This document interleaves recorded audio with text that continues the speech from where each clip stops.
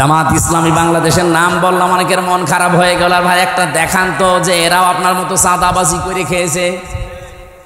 কেন এদের কি অভাব নেই?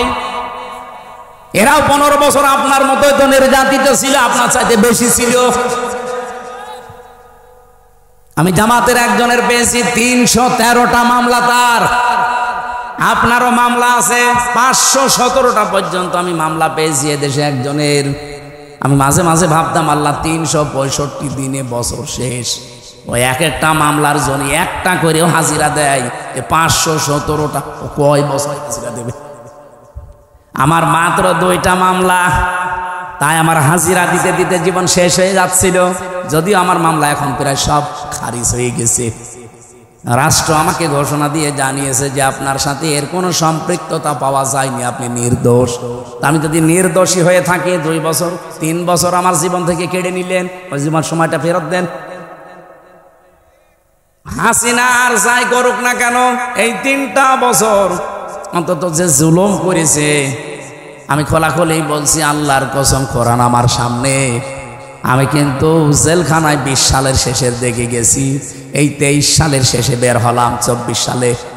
বলেন তো এই 3 বছরের আগে আমার যতগুলো বক্তব্য, আমি জামাত ইসলামী বাংলাদেশকে শুধু সাপোর্ট করতাম, ভালোবাসতাম, কিন্তু এখন আমি অ্যাক্টিভ হয়ে কাজ করছি শুধু এই হাসিনার কারণে। আমি যাদের সাথে ছিলাম এই মানুষগুলোর অ্যাক্টিভিটিস দেখেছি, তাদের পড়াশোনা দেখেছি, বিশেষ করে আমিরে Jamaat doctor Shafiqur Rahman, secretary general অধ্যাপক মিয়া গোলাম পরোয়ার, এই পাশের জেলা সিরাজগঞ্জ মাওলানা রফিকুল ইসলাম খান, ওই সাতক্ষীরার মাওলানা ইজ্জতুল্লাহ, রংপুরের এটিএম আজহারুল ইসলাম, এদের সাথে ছিলাম আমি। এদের সাথে সেতে পড়েছি, বুঝেছি, এদের মতো কাজ করার চেষ্টা করতে করতে এখন আমি নিজেই অ্যাক্টিভ হয়ে গেছি। তাহলে মানে এই কাজটা করেছে আমার হাসিনা আপা। হাসিনা যদি আমার এইভাবে না দিত, আমি শুধু ওই অবিখা ওয়াজ করে খেতাম।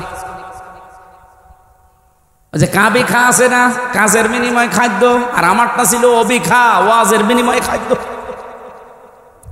আমি তো ওই লাইনে ছিলাম। হঠাৎ করে এভাবে কষ্ট না দিলে আমি তো অ্যাক্টিভ হতাম না। এই দিন কায়েম করা যে কত বড় ফরজ, এটা আমি বুঝতামও না, শুধু পড়িয়ে যেতাম। এই আয়াত আমি সে জন্মের পর থেকেই পড়ছি। আমি যেদিন কায়দা পড়া শেষ করে কোরআন শরীফ ধরেছিলাম, পড়াটা শেষ করে এই আয়াত তো সেই দিন থেকে আরম্ভ করেছি, সেই 5 পাস করার পর থেকে। এতদিন পর্যন্ত তো এইভাবে বুঝতাম না যে কাবুরা আলাল মুশরিকিনা মা তাদউহুম ইলাই। হে নবী, আপনি যেদিকে মানুষকে ডাকেন যে দিন কায়েম করো, এটা শুনলে সবচাইতে বেশি খারাপ লাগবে মুশরিকদের। এই বাংলাদেশে দিন কায়েম করার কথা যেই বলুক, এর কথা শুনলে যদি আপনার মন খারাপ হয়, রাগ হয়, আপনি বুঝবেন আপনার ভেতরে শিরিক আছে। আর শিরিক যারা করে তারা মুশরিক, আর মুশরিক হলে আপনার কাছে খারাপ লাগার কথা। আপনি বলেন কই আমি তো শিরিক করি না, অবশ্যই করেন, না তো আপনার কাছে খারাপ লাগে কেন? কোরআন শরীফ কি মিথ্যা হবে? এই জন্য আপনি শিরিক করছেন, আপনি আগে মুক্ত হন, তাহলে আপনার কাছে দিন কায়েমের কথা শুনলে আনন্দ লাগবে, মন খারাপ হবে, আর আপনাকে আল্লাহ নিয়ে আসবেও না। এই আয়াতের শেষের শব্দ আল্লাহু ইয়াজতাবি ইলাইহি মাইয়াশা। আল্লাহ পাক যাকে ইজতিবা করেন মানে মনোনীত করেন, পছন্দ করেন দিন কায়েমের জন্য, তাকে আল্লাহ এই কাজে লাগান। ওয়াহদি ইলাইহি মাইয়ুনিব। কিন্তু আমার আল্লাহ দেখেন যে এর মন আছে কিনা। আপনি যদি মন থেকে ফিরে আসেন, আল্লাহর দিন আমি কায়েম করবই, চেষ্টা করে যান, তখন আল্লাহ আপনাকে এই কাজে লাগাবে। বাংলাদেশে সবাই কি দিন কায়েমের পক্ষে? বলেন বলেন। 18 কোটি মানুষ, এখন মাত্র 7 কোটি 20 লাখ মানুষ, এই যে জরিপ 3 দিন আগে, 7 কোটি 20 লাখ মানুষ এখন চাচ্ছে যে দিন কায়েম হোক, আর বাকিরা এখনো চাই না। আমি বিশ্বাস করি আয়াত দ্বারা, সূরা শুরা 13 নম্বর আয়াত, এই বাংলাদেশে এই 20 কোটি কি 7 কোটি 20 লাখ মানুষকে আমার আল্লাহ অলরেডি তার দিন কায়েমের জন্য নির্বাচিত করেছে তাদের মন দেখে। তারা যেহেতু ইলাইহি উনিব, মন থেকে ফিরে আসতে, উনিব না ইউনিব, ইলাইহি ইউনিব, যারা মন থেকে আল্লাহর দিকে ফিরে আসতে চায় তাদেরকে দিন কায়েমের কাজে আল্লাহ লাগিয়ে দেন।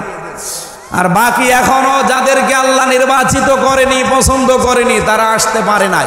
তাদেরকে আহ্বান জানাচ্ছি, মন তৈরি করেন, জীবনের টার্গেট বানান যে আমি 200 বছর বাঁচবো, দিন কায়েম হবে না, আমি বেঁচে থেকে লাভ কি? আল্লাহর বিধানে যদি কায়েম না হয় জমিনে, আমি তো অন্তত 100 বছর পরে মরে যাব, কিন্তু জমিন তো এভাবেই থেকে যাবে, শয়তানরা চালাবে না। আমি যতদিন আছি আমার টার্গেট এটা যে জমিনে কি করে আল্লাহর দিন কায়েম করা যায়। একটু মন চায় না, চর্ম চোখে দেখতে মনে চায় না যে কোরআন দিয়ে চললে আর বিচার চলছে। আপনাকে আল্লাহ জান্নাতে দিচ্ছে না শুধুমাত্র মায়ের কারণে, বাবার হক আদায় না করার কারণে। সাহাবী প্রশ্ন করলেন, হে নবী, আমার মা বাবার কারণে না আমি জান্নাত যেতে পারলাম না, জাহান্নামে আল্লাহ দিচ্ছে না কোন কারণে? বসেন বসেন, একটু এইটাই আমার মূল বিষয়, নাই তো আমি পয়েন্ট পর্যন্ত আসতাম না। এদিকে তাকান। সাহাবী প্রশ্ন করার সঙ্গে সঙ্গে নবীজি বললেন তাকে, আল্লাহ জান্নাতে দিচ্ছে না মা বাবার কারণে, আর জাহান্নামে দিচ্ছে না, লোকটা আর যাই করুক দুনিয়ায় দিন কায়েমের জন্য চেষ্টা করত। তাহলে দিন কায়েম করা এটা কিন্তু ফরজ, এটা নফল কাজ না। যত ফরজ আছে দুনিয়ায়, এই জমিনে আল্লাহর দিন কায়েম করা, নামাজ, রোজা, হজ, যাকাত, দান, সাদকা এর চাইতেও বড় ফরজ। কারণ দিন কায়েম না থাকলে আপনি নামাজের হক আদায় করে নামাজ পড়তে পারবেন না, দিন কায়েম না থাকলে আপনি যাকাত ভিত্তিক অর্থনীতি পাবেন না, দিন কায়েম না থাকলে আপনি পর্দাশীল মহিলা খুঁজে পাবেন না। এখানে কোরআনে কারিমে আমি যতটুকু স্টাডি করে দেখলাম, আমি তো সে ছোটবেলা থেকে এর সাথে লেগে আছি, আমার এই মাথার ভেতরে কোরআনের যতটুকু জ্ঞান আছে আমি দেখেছি সব ফরজের বড় ফরজ আল্লাহর জমিনে দিন কায়েম করা। আদম নবী থেকে আমাদের নবী পর্যন্ত কত লক্ষ নবী হতে পারে বলেন? আমি অন্তত ছোট জীবনে যত নবীর জীবনী পড়েছি, শুধু 2 জন নবীর জীবনী বাদ দিয়ে প্রত্যেকটা নবীর জীবনের শেষে পেয়েছি আন আকিমুদ্দিন, দিন কায়েম করো। একজন হযরত আদম আলাইহিস সালাম আর হযরত সুলাইমান নবী, এরা 2 জনে, আদম নবীর সময় তো মানুষজনই ছিল না, আর সুলাইমান নবী তার বাবার কাছ থেকে রাজত্ব পেয়েছিলেন, তিনি আর কি কায়েম করবেন? আর বাকি যত নবীর জীবনী পড়লাম, প্রতিটি নবীর জীবনের মিশন এবং ভিশন ছিল যে দিন কায়েম করা লাগবে। ওয়ালা তাতাফাররাকু ফি, আল্লাহ বলেন মতপার্থক্য করা যাবে না এ বিষয়ে। আপনি যা করেন করেন, আপনি তাবলীগ করবেন করেন, আপনি জামাত ইসলাম করবেন করেন, আপনি পীর মুর্দি করবেন করেন, জিকির করবেন করেন, দরবার খুলে বসে আছেন করেন, যা করবেন আপনার জীবনের যেন টার্গেটই থাকে যে জমিনের দিন কায়েম করা লাগবে। এ বিষয়ে যদি আপনার মন খারাপ হয়, ফতোয়াবাজি করেন যে না এটা দুনিয়ার কাজ, এটা রাজনীতি, সূরা সূরা 25 নম্বর পারা 13 নম্বর আয়াত, এটা 3 নম্বর পৃষ্ঠার 11 না 10 9 নম্বর লাইনে আছে, মাঝের অংশে পাবেন এতটুকু, কাবুরা আলাল মুশরিকিনা মা তাদউহুম ইলাই।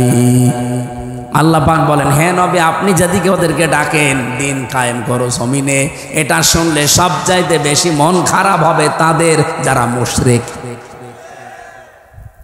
বাংলার মুসলমানেরা, নামাজের কথা বললে আপনি আমাকে দোয়া করেন, ভালো কথা বলেন, রোজার কথা বললেও আপনার কাছে আমি ভালো, জমিনে যে আল্লাহর দিন কায়েম করা লাগবে এটা বললে আপনার কাছে রাজনীতি মনে হয়, দুনিয়ার কাজ মনে হয়।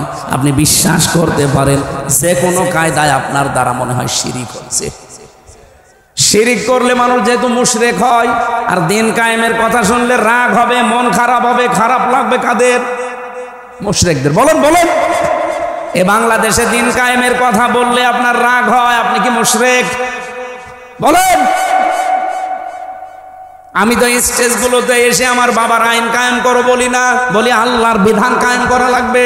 কারণ এইটা কায়েম হলে এই দেশে ডাকাতি থাকবে না, চুরি থাকবে না, যাকাত ভিত্তিক অর্থনীতি কায়েম হয়ে যাবে, ঠিক বাড়ি বাড়ি যাকাতের সম্পদ পৌঁছিয়ে যাবে। যাকাত নেওয়ার জন্য তখন পাড়া খেয়ে মরা লাগবে না। এদেশের সম্পদ বাইরের দেশে শুধু হাত পাতা লাগবে না, যে টাকায় আছে এদেশের সম্পদ আছে, শুধুমাত্র যাকাত ভিত্তিক অর্থনীতি কায়েম করে দেন, এ দেশটা ঠিক 1 বছরে আবার দাঁড়িয়ে যাবে। আর বাইরের মুসলমানদের 57টা, তারা তো বিভিন্ন কায়দায় আমাদের দেওয়ার জন্য রেডি হয়ে আছে। আমি মালয়েশিয়া গিয়েছিলাম, সৌদি আরবে ছিলাম, এই দেশটার চাইতে 14 ডবল বড় এই দেশটা। যেখানে যেখানে মিশেছি তারা জানে যে এই পৃথিবীতে সব চাইতে বেশি মুসলমান বাস করে ইন্দোনেশিয়ায় আর বাংলাদেশে। জাকাত ভিত্তিক অর্থনীতি কায়েম করেন না কেন? তারা জাকাত পাঠাবে, ওই টাকাগুলো, নিজের টাকাগুলো, নিজের সম্পদগুলো আপনি শুধু মানুষের দ্বারে দ্বারে জাকাত ফরজ পৌঁছিয়ে দেবেন। 1 বছরের ভেতরে দেখবেন ওই মানুষটা আর ভিক্ষা করবে না, মানুষের চাঁদাবাজি, ছিনতাই, চুরি না। ও নিজের যখন কর্মসংস্থান পাবে, পেটে খাবার থাকবে, তখন ঠিক ভালো রাস্তায় চলবে। বাংলাদেশ জামাত ইসলামের কোন মানুষ চাঁদাবাজি করে না, ছিনতাই করে না, রাহাজানি করে না। এই কারণে করে না, আপনি দেখবেন এই মানুষগুলো যাই হোক, গরিব হোক আর ধনী হোক, আর একটা কাজ আছে। এই যে এই লোকটা জামাত ইসলাম করে, ও কাপড় সেলাই করে খায়, দর্জি। তাতে কি হয়েছে? পায়খানা সাফ করলেও সে মানুষ। আমি কাজ করে খাই, আমি মানুষেরটা আত্মসাৎ করি না। বাংলাদেশ জামাত ইসলামীতে এই দেশে যত মানুষ আছে দেখবেন, সে ধনী হোক, গরিব হোক, মধ্যপন্থার হোক, তার যে কোনো একটা কাজ আছে। আমি জামাত ইসলামী করি, এই যে ওয়াজ আমার কাজ না, এটা আমার দায়িত্ব, কিন্তু আমার একটা আলাদা কাজ আছে। আমার একটা ব্যবসা, 2টা ব্যবসা আছে, একটা বইয়ের, একটা কাপড়ের। যদিও সরাসরি আমি সময় না দিলেও আমার লোক রাখা আছে, আমার শালাটা কাজ করে, আমার আরো কর্মচারী দিয়ে কাজ করি, আমার কর্মজীবন আছে, আমার ব্যবসা আছে, লাভ লস আছে। এই জন্য আমার চাঁদাবাজি করা লাগে না, আমার ছিনতাই করা লাগে না, আমার টেন্ডারবাজি করা লাগে না। অথচ যে মানুষগুলোর কর্মজীবন নেই, তাদের কর্মজীবনই এই রাজনীতি। বলেন তো, তার কোনো কর্মজীবন নেই, কোনো কাজ নেই, ওর কাজই রাজনীতি করা। সে মেম্বার হয়ে, চেয়ারম্যান হয়ে, মেয়র হয়ে, এমপি হয়ে ও মেরে খাবে নাকি? আকাশের দিকে তাকিয়ে থাকবে। এই কারণে কুষ্টিয়ার কথা বলছি। আগস্টের 5 তারিখের পরে যে এই সেপ্টেম্বর আরম্ভ হচ্ছে কালকে থেকে, এই 1 বছর 26 দিনের একটা জরিপ, শুধু কুষ্টিয়ায় বহু মানুষ হাজার হাজার কোটি কোটি টাকা শুধু চাঁদাবাজি করেছে। কই জামাত ইসলামের একটা লোকের বিপক্ষে এটা তোলেন তো, সারা বাংলাদেশ দিয়ে দিলাম যান। আপনার বিরুদ্ধে কথা আসে কেন? কর্মজীবন তৈরি করার দরকার, পায়খানা সাফ করে, রাস্তা ঝাড়ু দেবেন, যে কোনো কাজে থাকবেন, শয়তান আপনাকে দিয়ে উল্টা পাল্টা কাজ করাতে পারবে না। কারণ কাজ যখন নেই তখনই শয়তান তার টার্গেট করে। আপনাকে আমি ভালোবাসি, আপনার আখেরাত যেন নষ্ট না হয়। আরে ভাই, চাঁদাবাজি করে হয়তো আপনি 2 কোটি টাকার মানুষ হবেন, আপনার চাইতে আরো 5 কোটি টাকার মালিক ছিল অনেকে, কিন্তু এখন বাড়িতেও থাকতে পারে না। আমি নিজে সাক্ষী, 620টা বাড়ি একজন মন্ত্রী ছিল। আগে যিনি মন্ত্রী ছিল, ভূমি মন্ত্রী, আপনাদের ডিলু, উনি তো কবরে চলে গেছে। ওনার পরে একজন হয়েছিল চট্টগ্রামে বাড়ি, সাইফুজ্জামান জাভেদ। একবার বাইরের দেশে গেলাম, সিঙ্গাপুরে না মালয়েশিয়া যেন, হোটেলে উঠেছি নিচতলায়। হোটেল তো অনেক বড় বড় হোটেল, লিফটে নামা লাগে, 20 তলা, 25 তলা, 30 তলা, 118 তলা পর্যন্ত আছে মালয়েশিয়াতে। চিন্তা করলাম একটু নিচে যাই তো দেখি কি অবস্থা। নিচে এসে দেখি ওয়েটিং রুমে 2 জন শয়তান গল্প করছে। আমি গেছি, আমারে তো চিনে ফেলেছে, বলছে হুজুর সালাম আলাইকুম। ঠিক আছে, কি এখানে? হুজুর আমরা আগেই পালিয়েছি। অবস্থা দেখে আমরা আগেই পালিয়েছি। পালিয়ে আপনি এখানে কেন? আসি আমি। কত নাম্বার কামরায় আছেন? আসি এই হোটেলে আসি। আপনি কত নাম্বারে আছেন? আমার তো আর ওর মতো ভয় নেই।